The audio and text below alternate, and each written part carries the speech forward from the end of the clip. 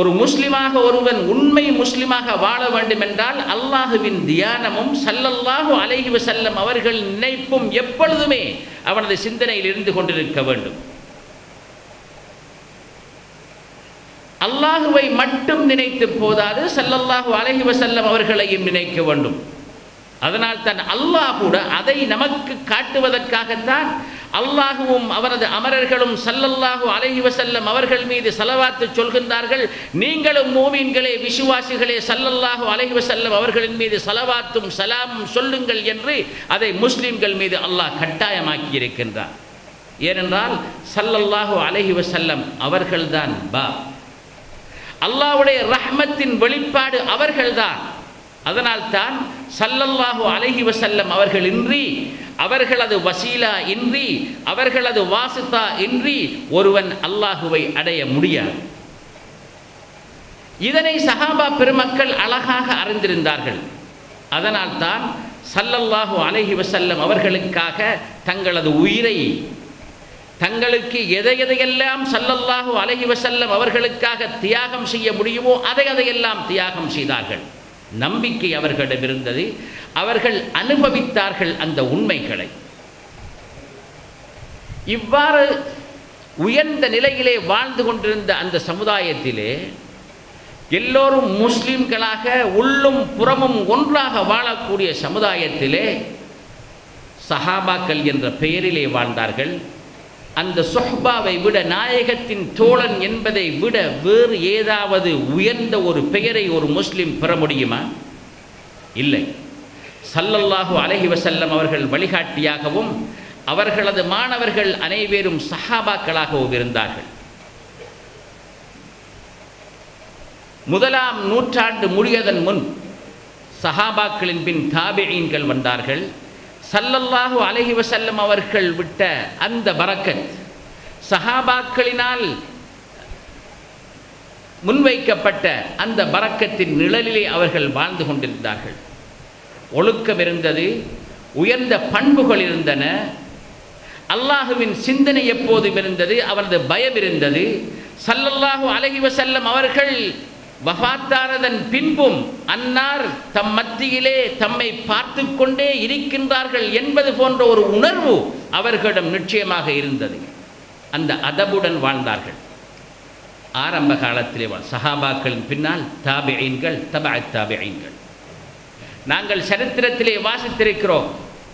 இமாம் மாலிக் ரலியல்லாஹு தஆலா அன்ஹு அவர்கள் மதீனாவின் எல்லையிலே நடக்கின்ற பொழுதெல்லாம் தனது செருப்பை கலத்திக் கொள்வார்கள், பாதை அணியை. ஏன்? ஸல்லல்லாஹு அலைஹி வஸல்லம் அவர்களின் கால்பட்ட அந்த இடத்திலே நான் செருப்பினால் மிதிப்பதற்கு விரும்பவில்லை என்று கூறினார்கள் இமாம் மாலிக் ரலியல்லாஹு தஆலா அன்ஹு அவர்கள். அபூ ஜாஃபருல் மன்சூர் ஹலீஃபா அவர்கள் வந்து ஸல்லல்லாஹு அலைஹி வஸல்லம் அவர்களின் கபரை ஜியாரத் செய்ய வந்து அங்கே பேசிக் கொண்டிருந்த நேரத்திலே இமாம் மாலிக் அவர்கள் என்ன கூறினார்கள்? ஹலீஃபா அவர்களே, அமைதியாக பேசுங்கள், ஏனென்றால் நீங்கள் ஸல்லல்லாஹு அலைஹி வஸல்லம் அவர்களின் சன்னிதானத்திலே நிற்கின்றீர்கள். ஸல்லல்லாஹு அலைஹி வஸல்லம் அவர்கள் உயிரோடு இருக்கின்ற பொழுது எவ்வாறு கௌரவத்துடனும் மதிப்புடனும் ஸல்லல்லாஹு அலைஹி வஸல்லம் அவர்களை நாங்கள் பார்த்தோமோ அவ்வாறுதான் என்றும் அவர்களுடைய மதிப்பும் கௌரவமும் எப்போதும் ஒன்றுதான். குர்ஆனிலே ஸல்லல்லாஹு அலைஹி வஸல்லம் அவர்களின் முன் நீங்கள் சத்தம் போட்டு பேசாதீர்கள் என்று அல்லாஹ் படைத்திருக்கிறான் என்றால் அது எப்போதும் இறுதி நாள் வரைக்கும் உரிய டீச்சிங்கே என்று ஸல்லல்லாஹு மாலிக் ரலியல்லாஹு தஆலா அன்ஹு அவர்கள் கலீஃபாவை பார்த்து கூறினார்கள். கிபிலாவை முன்னோக்கி நான் துஆ கேட்கவா அல்லது ஸல்லல்லாஹு அலைஹி வஸல்லம் அவர்களின் கபரை முன்னோக்கி துஆ கேட்கவா என்று இமாம் மாலிக் அவர்களிடத்திலே கலீஃபா கூறிய பொழுது, ஏன் இருலோக இரட்சகரான ஸல்லல்லாஹு அலைஹி வஸல்லம் அவர்கள், உன் தந்தை ஆதம் அலைஹிஸ்ஸலாம் அவர்களுக்கு கூட வசீலாவாக இருந்த ஸல்லல்லாஹு அலைஹி வஸல்லம் அவர்களை விட்டுவிட்டு நீங்கள் ஏன் துஆ கேட்கப் போகின்றீர்கள்? கபரை முன்னோக்கி நின்று துஆ கேளுங்கள் என்று கலீஃபா அபூ ஜாஃபருல் மன்சூர் அவர்களுக்கு இமாம் மாலிக் ரலியல்லாஹு தஆலா அன்ஹு அவர்கள் கூறினார்கள். இதை நான் ஏன் கூறுகின்றேன் என்றால், இதுவரை ஸல்லல்லாஹு அலைஹி வஸல்லம் அவர்களின் நேரத்திலிருந்து இதுவரை முஸ்லிம்கள் அந்த உணர்விலே இருந்தார்கள், அந்த சிந்தனையிலே வாழ்ந்தார்கள்.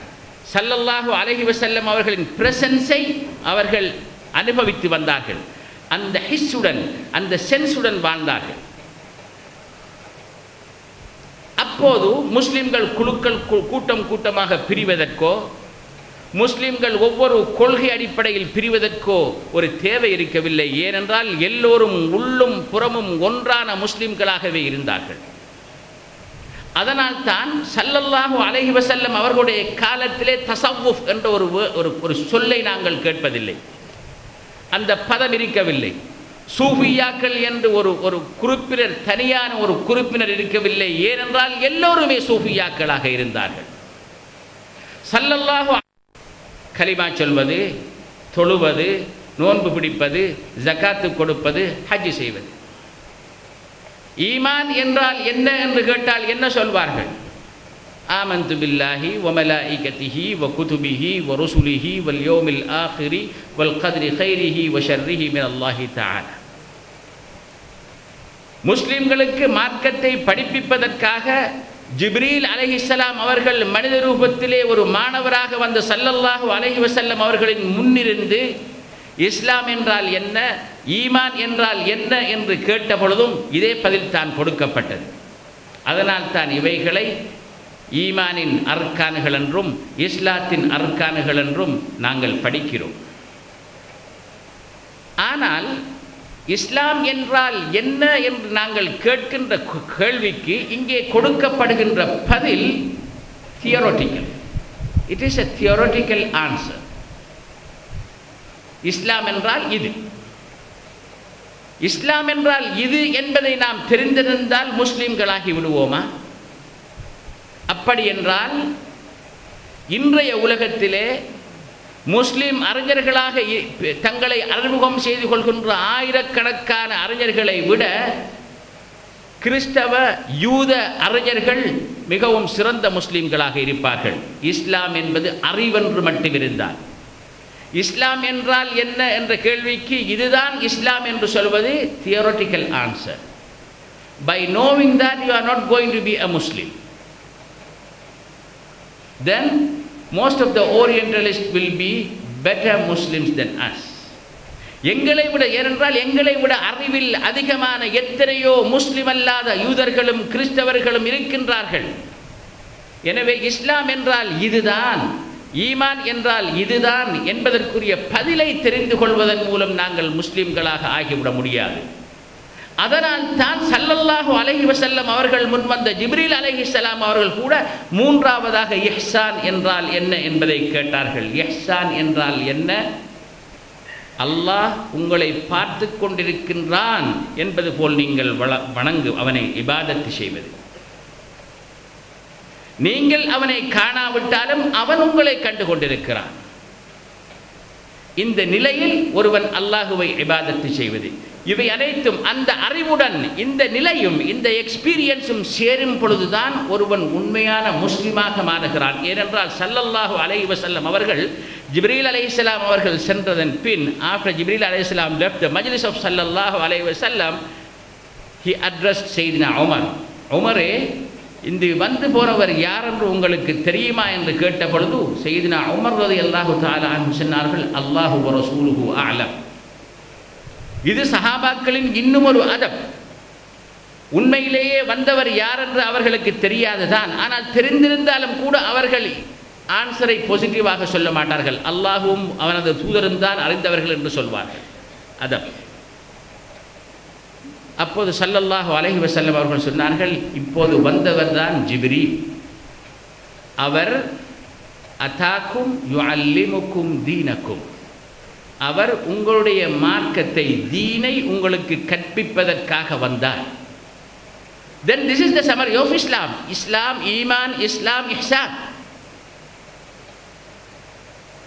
அப்படி என்றால் இஸ்லாம் என்றால் என்ன என்ற கேள்விக்கு நாங்கள் அறிவு மூலம் பதில் சொல்வதன் மூலமோ அல்லது அந்த பதிலை தெரிந்து வைப்பதன் மூலமோ நாம் ஒரு பொழுதும் முஸ்லிமாக முடியாது என்பது தெளிவு.